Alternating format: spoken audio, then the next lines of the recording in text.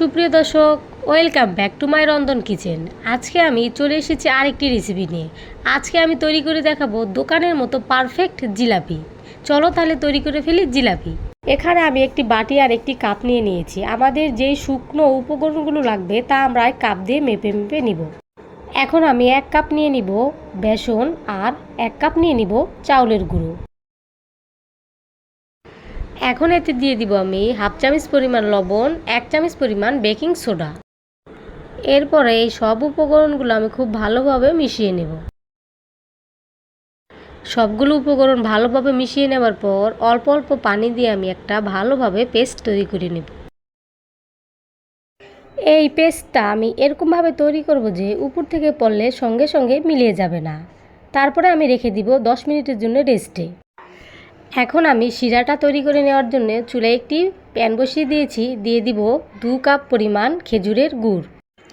গুড়টা দিয়ে দেওয়ার পর একটি বলক উঠিয়ে নেব, কারণ খেজুরের গুড় আগে থেকে আঠালো।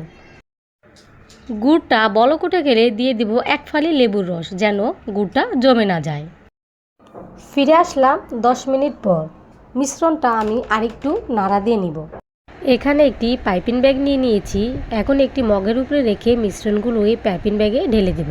দিয়ে ছোট্ট একটু ছিদ্র করে নেব, কারণ গুড়ের জিলাপিটা চিকন খেতেই ভালো লাগে।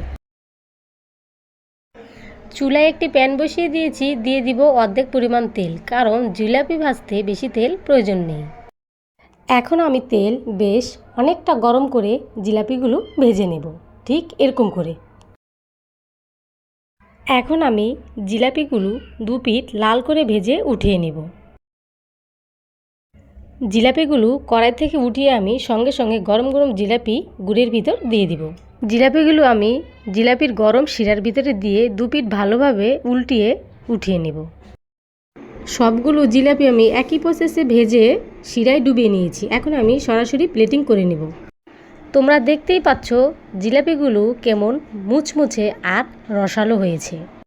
সবাই বাসায় একবার হলেও এই জিলাপিটি ট্রাই করবে। ভিডিওটি ভালো লাগলে লাইক, কমেন্ট, শেয়ার করবে। আল্লাহ হাফেজ।